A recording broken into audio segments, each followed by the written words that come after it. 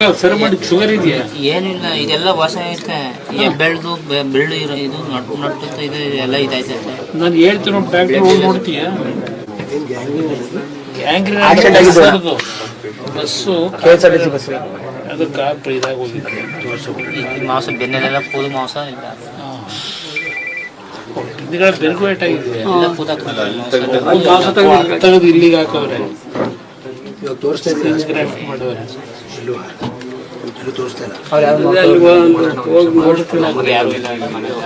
ಈಗ ಎಲ್ಲಿ ಮಸ್ತ್ ಜೀವನಕ್ಕೆ ಏನ್ ಮಾಡಿದೀವಿ?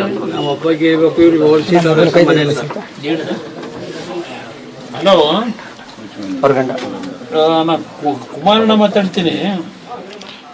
ಅದು ಏನಿಲ್ಲ, ಅದು ಇಲ್ಲಿ ನಿಮ್ಮ ನಂಜನಗೂಡಲ್ಲಿ ಹುಲ್ಲಳ್ಳಿಲಿ ನಿಮ್ದೊಂದು ಮನೆ ಇದೆಯಲ್ಲ, ಬಾಡಿಗೆ ಕೊಟ್ಟಿದ್ದೀರಿ.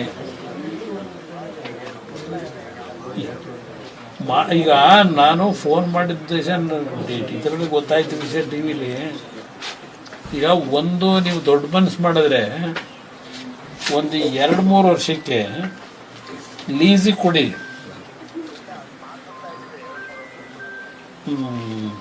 ಪಾಪ ಅವ್ರ ಅಲ್ಲಲ್ಲ, ಒಂದು 2 ವರ್ಷ ನೀವು ಮುಂದಕ್ಕೆ ಹಾಕೊಂಡ್ರೆ ನಿಮಗೆ ಲೀಸ್ ಎಷ್ಟು ಹೇಳ್ತಾ ಇದ್ದೀರಿ? ಹಲೋ, ಎಷ್ಟು ಹೇಳ್ತಾ ಇದ್ದೀರಿ ರೇಟು? ಇಲ್ಲಿ 20 ಲಕ್ಷ. ಸರಿ ಸರಿ, ಆಯಿತು, ನೋಡೋಣ, ಒಂದು ತಿಂಗಳು ಟೈಮ್ ಕೊಡಿ. ಸರಿ ಆಯಿತು. ಓಕೆ, ಸರಿ ಸರಿ ಸರಿ, ಓಕೆ ಓಕೆ ಓಕೆ, ಆಯ್ತಣ್ಣ. ಮನೆ ಮಾರ್ತಾರಂತೆ. ನನಗೆ ನೋಡ ಟ್ರೈ ಮಾಡ್ತೀವಿ. ನಮಗೆ ಸರ್ಕಾರದಲ್ಲಿ ಮನೆ ಕೊಡೋ ಸೈಟು ಕೊಡೋಕ್ಕಾಗಲ್ಲ, ಮನೆನೂ ಕೊಡೋಕ್ಕಾಗಲ್ಲ. ಈ ಸರ್ಕಾರದಲ್ಲಿ ದುಡ್ಡಿಲ್ಲ. ನಾನೆಲ್ಲ ಚೆಕ್ ಮಾಡಾಯ್ತು. ಇನ್ನೂ 1 ವರ್ಷ 2 ವರ್ಷದವರೆಗೆ ಸೈಟ್ ಅಲಾಟ್ಮೆಂಟು ಕೊಡಲ್ಲ, ಮನೆನೂ ಕೊಡಲ್ಲ, ದುಡ್ಡಿಲ್ವಂತೆ. ಆ ದೃಷ್ಟಿಯಿಂದ ನಾನು ಏನು ಯೋಚನೆ ಮಾಡೋದು, ನಾವು ಯಾರಾದರೂ ಲೀಸಿಗೆ ಮನೆ ಹುಡುಕಿ ನೀವು ಬೇಕಾದ್ರೆ ಅವರಿಗೆ ನಾವು ದುಡ್ಡು ಕೊಟ್ಟರೆ ಒಂದು 5 ವರ್ಷಕ್ಕೆ ಅಂತ ಲೀಸಿಗೆ ತಗೊಂಡು, ಇಲ್ಲ 3 ವರ್ಷಕ್ಕೆ ತಗೊಳ್ಳಿ. ಮುಂದೆ 2 ವರ್ಷಕ್ಕೆ ಎಲೆಕ್ಷನ್ ಬರುತ್ತೆ. ಬಂದ ಮೇಲೆ ಆಮೇಲೆ ಏನಾದರೂ ಸರ್ಕಾರದಲ್ಲಿ ಮಾಡ್ಬೋದು. ಈ ಸರ್ಕಾರದಲ್ಲಿ DC-ಗೆ ಎಲ್ಲರಿಗೂ ಈಗಾಗಲೇ ಮಾತಾಡ್ಕೊಂಡೇ ಬಂದೆ. ಸೈಟು ಇಲ್ಲ, ಮನೆನೂ ಕೊಡೋಕ್ಕಾಗಲ್ಲ, ಇನ್ನೂ 1 ವರ್ಷ ಏನು ಮನೆ ಕೊಡಲ್ಲ ಅಂತ. ಇದು ಪರಿಸ್ಥಿತಿ. ಆ ದೃಷ್ಟಿಯಿಂದ ಯಾರಾದರೂ ಲೀಸ್ಗೆ ಮನೆ ಕೊಡೋದಾದರೆ, ಇಲ್ಲ ಊರೊಳಗೆ ಏನಾದರೂ ಬೇಕಾದ್ರೆ ಉಳಿಕೆ ಏನಾದರೂ ಒಂದು ಇದರಲ್ಲಿ ಕೊಟ್ಟರೆ ದುಡ್ಡು ನಾನು ಕೊಡ್ತೀನಿ. 2 ವರ್ಷಕ್ಕೂ 3 ವರ್ಷಕ್ಕೆ ಕೊಡಲಿ. ಪ್ರತಿ ತಿಂಗಳು ಕೊಡೋದಕ್ಕಿಂತ, ಬಾಡಿಗೆ ಕೊಡೋದಕ್ಕಿಂತ ಯಾರಾದರೂ ಲೀಸಿಗೆ ಕೊಟ್ಬಿಟ್ರೆ ಆ ಲೀಸ್ ಅಮೌಂಟ್ ಏನು ಹೇಳ್ತಾರೆ ಕೊಡ್ತೀನಿ. ಆಯಿತಾ? ಅವರೊಂದು 3 ವರ್ಷ ಇರಲಿ. ಆಮೇಲೆ ಮನೆ ಸರ್ಕಾರ 200% ಬರುತ್ತೆ, ಮಾಡಿಸ್ಕೊಡೋದು. ಈ ಸರ್ಕಾರದಲ್ಲಿ ಒಂದು ಮನೆ ಕೊಡೋ ಪರಿಸ್ಥಿತಿ ಇಲ್ಲ. ನಾನೆಲ್ಲ ಚೆಕ್ ಮಾಡ್ಕೊಂಡಾಯ್ತು. ನಮ್ಮ ಮಾಧ್ಯಮ ಸ್ನೇಹಿತರು ಇಲ್ಲೇ ಇರಬೇಕು. ಇದು ಯಾರೋ ಪರಿಸ್ಥಿತಿ. ಯಾಕೆಂದರೆ ಪಾಪ ನನಗೆ ಬೇಜಾರಾಗಿದ್ದು, ಅವನು ಯಾರೋ ಪಾಪ ಹುಡುಗ ಒಂದು ವಿಡಿಯೋ ಮಾಡಿದ, ಮಾಡಿ ಈ ಥರ ಕುಮಾರಣ್ಣವ್ರಿಗೆ ಈ ವಿಡಿಯೋ ನೋಡಿದ್ರೆ ಗಮನಕ್ಕೆ ತನ್ನಿ ಅಂತೇಳಿ. ಅದು ನಮ್ಮ ಸತೀಶ್ನಾಗಿ ಮೊನ್ನೆ ಹೋದ ವಾರ ತೋರಿಸ್ದೆ. ಅದರ ಮೇಲೆ ನಮ್ಮ ಸುಮಾರು ಜನ ಅಂದ್ರಂತೆ ಸರ್, ನಿಮಗೆ ಶೇರ್ ಮಾಡಿದ್ರೆ ಅವ್ರು ಬಂದು ಹೆಲ್ಪ್ ಖಂಡಿತ ಮಾಡ್ತಾರೆ, ಅವ್ರಿಗೆ ಮಾಡಿ ಅಂತ ಅವ್ರ ಜೊತೆಲಿ ಅಂದ್ರಂತೆ. ಅದಕ್ಕೆ ನಿಮ್ಮ ಹೆಸರು ಹೇಳಿ ಅವ್ರು ಮಾಡಿದ್ರು ಸರ್. ಇಮ್ಮಿಡಿಯೇಟಾಗಿ ಹರೀಶ್ಗೂ ಹೇಳಿದ್ದೀನಿ, ಮುಂದೆ ಊಟಕ್ಕೂ ಹೇಳಿದ್ದೀನಿ. ಇಮ್ಮಿಡಿಯೇಟಾಗಿ ವ್ಯವಸ್ಥೆ ಮಾಡಿಸ್ಕೊಡ್ತೀನಿ. ಇಲ್ಲೇ ಊರೊಳಗೆ ಸಿಕ್ಕಿದ್ರೆ ನೋಡಿ ಒಂದು ಭಾಗ. ಇನ್ನು ಮಕ್ಕಳಿಗೆಲ್ಲ ಏನು ಮಾಡಿದ್ದೆ? ಎಷ್ಟು ಸಂಪಾದನೆ ಮಾಡ್ತೀಯ?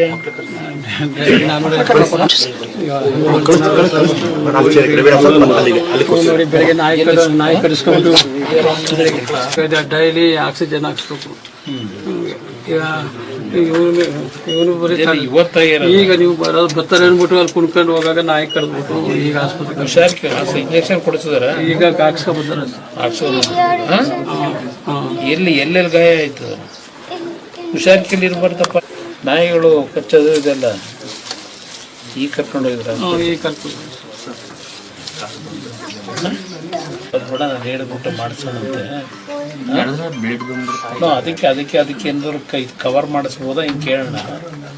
ನಿನಗೆ ಇದ್ರ ಕಾಲೇ ಹಾಕ್ಬಿಡ್ತಾರೆ ಬಹುಶಃ. ಆ ಪಾದ ಆಪ್ರೇಷನ್ ಮಾಡಿ ಅದೆಲ್ಲ ವಾಸಿ ಮಾಡಿ ನಿಮ್ಗೆ ಶುಗರ್ ಇಲ್ಲ ತಾನೇ, ಶುಗರ್ ಇಲ್ಲದೆ ಇದ್ರೆ ಮಾಡಿ ಒಂದು ಪಾದ ಟೈಪ್ ಹಾಕೊಡ್ತಾರೆ. ಮಾಡ್ತಾರೆ ಇತ್ತ ಅದೇ ಮಾಮೂಲಿ ಶೂ ಥರ ಅದು 5,000 ರೂಪಾಯಿ ಕೊಟ್ಬಿಟ್ಟು ತಗೊಂಡಿದ್ದೆ. ಸರ್ ಇಲ್ಲಿ ವೀಲ್ ನಮಸ್ತೆ ಸರ್. ಒಂದು ವೀಲ್ ಚೇರ್ ಹಾಕಿದ್ದೆ ಸರ್, ಸ್ಕೂಟರ್ ಕೊಡಿಸಿದ್ದೀನಿ. ಇವ್ರಿಗೆಲ್ಲ ಅವಾಗ ಸ್ಕೂಟರ್ ಕೊಟ್ಟಿದ್ರು, ಒಂದು ಕಾಲಿತ್ತು, ಈಗ ಒಂದು ಪೂಜೆಗೆ ಸರ್. ಈಗ ಅದನ್ನ ಏನು ವ್ಯಾಪಾರ ಮಾಡ್ಕೊಂಡು ಹೋಗ್ಲಿ ಅಂತ ಬಿಟ್ಟು ಮತ್ತೆ ಸ್ವಲ್ಪ ದುಡ್ಡು ಕೊಟ್ಟಿದ್ರು. ರೀಸೆಂಟ್ ಮತ್ತೆ ಒಂದು ಕಾಲ ಆಗೋದ್ರಿಂದ ಈಗ ತುಂಬಾ ಬೇಡೇನಾಗಿದೆ ಸರ್ ಇದು. ಸ್ವಲ್ಪ ನೀನು ಜವಾಬ್ದಾರಿ ತಗೋತೀಯ. ಈಗ ಈಗ ನೀರಾವರಿಗೆ ದುಡಿಮೆ ಮಾಡಿ ಇವ್ರು ಸಾಕು. ಒಂದು ಮನೆ ಇತ್ತು, ಇವಳಿಗೋಸ್ಕರ ಆ ಕಾಲ ತೆಗಿಸ್ಬೇಕಾದ್ರೆ ಮಾಡಿದೆ, ಅದು ಮಾಡಿದೆ. 10 ಕುಂಟೆ ಗದ್ದೆನೂ ಇತ್ತು, ಅದು ಮಾಡಿದೆ. ಕಿಡ್ನಿ ಇನ್ಫೆಕ್ಷನ್ 2 ಇತ್ತು, ಮನೆ ಒಂದು 10 ಕುಂಟೆ ಗದ್ದೆ ಇತ್ತು. 2 ಸಮಸ್ಯೆ ಇಲ್ವಾ? ಕಿಡ್ನಿ ಸಮಸ್ಯೆ ಸಹ ಅವ್ರಿಗೆ. ಆಮೇಲೆ 6 ಗಂಟೆ ಒಂಚೂರು ನೀರು ಕುಡಿದ್ರು ಇವರಲ್ಲಿ ಗ್ಲುಕೋಸ್ ಕೊಡೋಕೈತೆ. ಅದಕ್ಕೆ ಬೆಳಗ್ಗೆ ಒಂದು ಗ್ಲುಕೋಸ್, ಸಾಯಂಕಾಲ ಒಂದು ಗ್ಲುಕೋಸ್ ಇಂಜೆಕ್ಷನ್ ಕಟ್ಟಿಸ್ಬೇಕು. ಡೈಲಿ 1,200 ರೂಪಾಯಿ 1,000 ರೂಪಾಯಿ ಖರ್ಚಾಯ್ತದೆ. ಒಂದು 3 ದಿನ ಇರಲ್ಲ ವಾರದಲ್ಲಿ, 3 ದಿನ ಚೆನ್ನಾಗಿರ್ತಾರೆ, 4 ದಿನ ಹಿಂಗೆ ಬಿರ್ಕೊತಾರೆ. ಈಗ ಏನಾದರೂ ನಿನಗೆ ಇಲ್ಲೊಂದು ಅಂಗಡಿ ಹಾಕ್ಕೊಟ್ರೆ 450 ಕೊಡ್ತಾರಂತ ತಿಂಗಳು. ಇವ್ರಿಗೊಂದು ಇಲ್ಲೊಂದು ಅಂಗಡಿ ಹಾಕ್ಕೊಟ್ರೆ ಒಂದು ಜಾಗ ಹುಡುಗ ಒಂದು ಅಂಗಡಿಗೆ ಏನಾದರೂ ಪಂಚಾಯತಿಂದ ಅವ್ರ ಒಂದು ಅಂಗಡಿ ಹಾಕಲಿಕ್ಕೆ ಒಂದು ಸರ್ ಸಣ್ಣ ಈಗ ಇಬ್ಬರಿಗೆ ಆಗಿದೆ ಸರ್, ಈ ವರ್ಷ ಇಬ್ಬರಿಗೆ 1 ಲಕ್ಷ ಶಾಂಕ್ಷನ್ ಆಗಿದೆ ಸರ್. ಈಗ ರೀಸೆಂಟ್ ಸ್ಕೂಟರ್ ಕೊಟ್ಟಿದ್ದೀವಲ್ಲ ಅಂತ ಇದಾಗಿತ್ತು ಸರ್. ಈಗ ಒಂದು ಅಂಗಡಿ ಹಾಕೊಂಡ್ರೆ ಫಸ್ಟ್ ಪ್ರಿಫರೆನ್ಸ್ ಇದೆ ಸರ್ಕಲಲ್ಲಿ ಉಂಟು. ಅದಾದ ಇಲ್ಲದೆ ನಾವು ಏನು ಮಾಡಿದ್ರು ಉಪಯೋಗ. ನಾವು ಜೀವನಕ್ಕೆ ದುಡ್ಡು ಸಂಪಾದನೆ ಮಾಡಿದ್ರೆ ಅವ್ರಿಗೆ ಬದುಕತ್ತೆ. ಪಂಚಾಯತಿಯಿಂದ ಪರ್ಮಿಷನ್ ಜಾಗಕ್ಕೆ ಒಂದು ಪರ್ಮಿಷನ್ ಕೊಡಿಸಿ. ಹಾಂ ಸರ್. ಪಿಡಿಯರು ನಾವು ಇದು ಮಾಡ್ತಿದ್ದೆ, ವಿಡಿಯೋ ಮಾಡ್ತೀವಿ. ಪಿಡಿಯೋ ಅವ್ರು ಬಂದಿದ್ರು ಸರ್, ಇಲ್ಲಿ ಉಳ್ಳಾಳಿ ಪಿಡಿಯೋ ಮತ್ತು ನಂಜನಗೂಡು ಪಿಡಿಯೋ ಅವರು.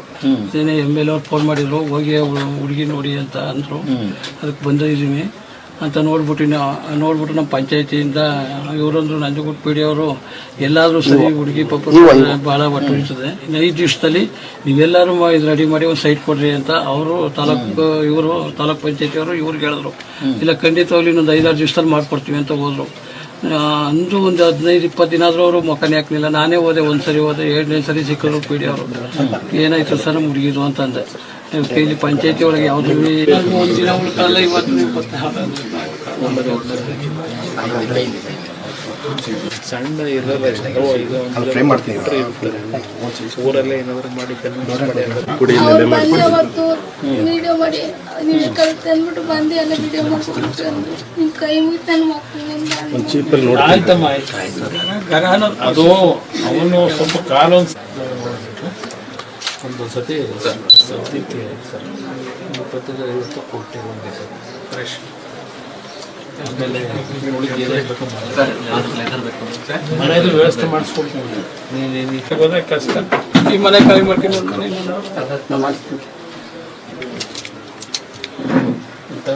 ಇದು ನೀವು ಇಂಜೆಕ್ಷನ್ನು ಸದ್ಯಕ್ಕೆಲ್ಲ ಕೊಡಬೇಕು ಅಂದ್ರಲ್ಲ, ದಿವಸ ಬರ್ತಿದೆ ಅಂತ ಇದು ಯೂಸ್ ಮಾಡ್ಕೊಳ್ಳಿ. ಮನೆದು ಅವೆಲ್ಲ ಕೂತ್ಕೊಂಡು ವ್ಯವಸ್ಥೆ ಮಾಡಿಸ್ಕೊಡ್ತೀನಿ.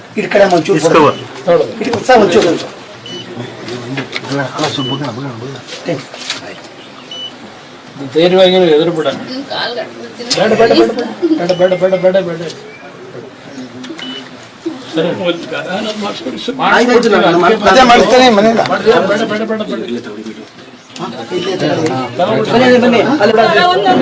ಮಾಡಿಸ್ಕೊಡ್ತೀವಿ.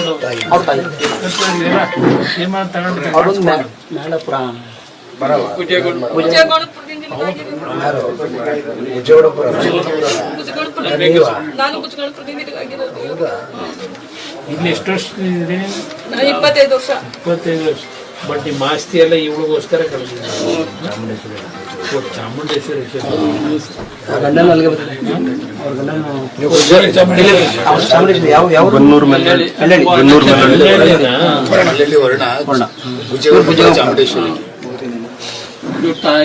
ಎಲ್ಲ ಸಮಸ್ಯೆ ಬಗೆಹರಿಸ್ಕೊಡ್ತೀನಿ ಬಿಡಿ, ಏನು ತರ ಕೆಡಿಸ್ಕೋಬೇಡಿ. ಕೂತ್ ಮಾತಾಡಿ ಮಾಡ್ಕೊಂಡು ಅದನ್ನೆಲ್ಲ ಗಮನಿಸಿ ನನ್ನ ಗಮನಕ್ಕೆ ತಂದು ಕಳೆದ ವಾರ ಅದರ ಹಿನ್ನೆಲೆಯಲ್ಲಿ ಇವತ್ತು ಇಲ್ಲಿ ಬಂದಿದ್ದೇನೆ. ಈ ಹೆಣ್ಣು ಮಗಳು ಎರಡೂ ಕಾಲುಗಳಿಲ್ಲ. ಈ ಹೆಣ್ಣು ಮಗಳ ಒಂದು ಕಾಯಿಲೆಗೋಸ್ಕರಲೇ ಈ ಕುಟುಂಬದಲ್ಲಿದ್ದಂಥ ಒಂದು ಮನೆ, ಅದಕ್ಕೆ ಅದರ ಜೊತೆಯಲ್ಲಿ ಒಂದು 10 ಗುಂಟೆನೋ 20 ಗುಂಟೆನೋ ಇದ್ದಂಥ ಜಮೀನು, ಅದು ಎಲ್ಲವನ್ನ ಮಾರಿ ಈ ಹೆಣ್ಣು ಮಗಳ ಆರೋಗ್ಯ ಉಳಿಸ್ಬೇಕು ಅಂತ ಹೇಳಿ ಕುಟುಂಬ ಸಂಪೂರ್ಣವಾಗಿ ಬೀದಿಗೆ ಬಂದಿದ್ದಾರೆ. ಈ ಮನೆನ 2,000-3,000 ಬಾಡಿಗೆಗೆ ಇಲ್ಲೇನು ವಾಸ ಇದ್ದಾರೆ. ಇಲ್ಲಿ ಕುಟುಂಬದಲ್ಲಿ ಇವತ್ತು ದುಡಿಮೆ ಮಾಡ್ತಾ ಇರತಕ್ಕಂಥದ್ದು ಈ ಹೆಣ್ಣು ಮಗಳ ತಂದೆ. ದಿನಕ್ಕೆ 450 ರೂಪಾಯಿ ಸಂಪಾದನೆ ಮಾಡ್ತಾ ಇದ್ದೀನಿ ಅಷ್ಟೇ ಅಂತಕ್ಕಂಥದ್ದನ್ನ ಹೇಳ್ತಾ ಇದ್ರಿ. ಈ ಯಜಮಾನರು ಅಲ್ಲಿ ಕೂತಿದ್ದಾರೆ, ಅವರಿಗೆ ಬಸ್ ಸರಿದು ಆ ಕಾಲು ಸಂಪೂರ್ಣವಾಗಿ ಒಂದು ಕಾಲಿಗೆ ಡ್ಯಾಮೇಜ್ ಏನಾಗಿದೆ, ಇನ್ನೂ ವಾಸಿಯಾಗಿಲ್ಲ. ಇದು ಒಂದು ಈ ಕುಟುಂಬದ ಪರಿಸ್ಥಿತಿ. 2 ಸಣ್ಣ ಮಕ್ಕಳಿದ್ದಾರೆ, ಹೆಣ್ಣು. ಈಗ ನಾನು ಈ ಕುಟುಂಬದ ಪರಿಸ್ಥಿತಿ ನೋಡಿ, ನಾನು ನಮ್ಮ ಹುಣಸೂರಿನ ಶಾಸಕರು ಹರೀಶ್ ಅವರು, ನಮ್ಮ MLC ಅವರು ಮಂಜೇಗೌಡರು, ನಾವೆಲ್ಲ ಇವತ್ತೇನು ಬಂದಿದ್ದೇವೆ, ಇವತ್ತು ಒಂದು ಲೀಸ್ಗೆ ಮನೇನ ಮಾಡಿಸ್ಕೊಳ್ಳೋಣ ಅಂತಂದರೆ ನಾನು ಜಿಲ್ಲಾಧಿಕಾರಿಗಳಿಗೆ ಫೋನ್ ಮಾಡಿ ಕುಟುಂಬದ ಸಮಸ್ಯೆ ಬಗ್ಗೆ ಚರ್ಚೆ ಮಾಡಿದಾಗ ಜಿಲ್ಲಾಧಿಕಾರಿಗಳಾಗಲಿ ಈಗಾಗಲೇ ಅವರು CO ಅವರು ತಕ್ಷಣ ಸ್ಪಂದಿಸಿದ್ದಾರೆ, ಏನಿದೆ ಪರಿಸ್ಥಿತಿ ನೋಡಬೇಕು ಅಂತ. ಈಗ ತಹಶೀಲ್ದಾರರು ಬಂದಿದ್ದಾರೆ. ಈ ಪ್ರಶ್ನೆ ಸರ್ಕಾರದಲ್ಲಿ ನಾನು ಚೆಕ್ ಮಾಡಿದಾಗ CO ಅವರು ಹೇಳಿದಂಥದ್ದು, ಇನ್ನೂ 1 ವರ್ಷವಾದರೂ ಸೈಟ್ ಕೊಡ್ತಕ್ಕಂಥದ್ದು, ಮನೆ ಕೊಡ್ತಕ್ಕಂಥದ್ದಕ್ಕೆ ಸರ್ಕಾರದಲ್ಲಿ ಬಜೆಟ್ ಇವತ್ತು ಸಾಧ್ಯ ಇಲ್ಲ ಅಂತಕ್ಕಂಥದ್ದು ಒಂದು ವಿಷಯ ನನ್ನ ಗಮನಕ್ಕೆ ಬಂದಿದೆ. ಆ ಹಿನ್ನೆಲೆಯಲ್ಲಿ ಈಗ ನಾನು ಈ ಬಾಡಿಗೆ ಕೊಟ್ಟಂತ ವ್ಯಕ್ತಿ ಅವರು ಪಾಂಡವಪುರದಲ್ಲಿ ವಾಸ ಇದ್ದಾರೆ, ಎಲ್ಲ ಇಲ್ಲಿ ಬಿಟ್ಟು ಹೋಗಿದ್ದಾರೆ, ಪಾಂಡವಪುರದಲ್ಲಿದ್ದಾರೆ. ಅವರಿಗೆ ನಾನು ನೋಡೋಣ ದೂರವಾಣಿ ಕರೆ ಮುಖಾಂತರ ನಾನೇ ಮಾತಾಡೋಣ ಅಂತ ಹೇಳಿ ಲೀಸ್ಗೆ ಏನಾದರೂ ಕೊಡ್ಲಿಕ್ಕೆ ಸಾಧ್ಯ ಇದ್ರೆ ಅಂತಕ್ಕಂಥದ್ದು ಮಾತಾಡ್ತಿದ್ದಂಗೆ ಅವರು ಇಲ್ಲ ನಾನು ಮಾರಾಟ ಮಾಡಬೇಕು ಅಂತ ತೀರ್ಮಾನ ಮಾಡಿಬಿಟ್ಟಿದ್ದೀನಿ ಅಂತಕ್ಕಂಥ ಪಾಪ ಅವರ ಕಷ್ಟಗಳೇನಿದೆ ನಾನು ಅವ್ರ ಬಗ್ಗೆ ಟೀಕೆ ಮಾಡಿದ್ದೀನಿ.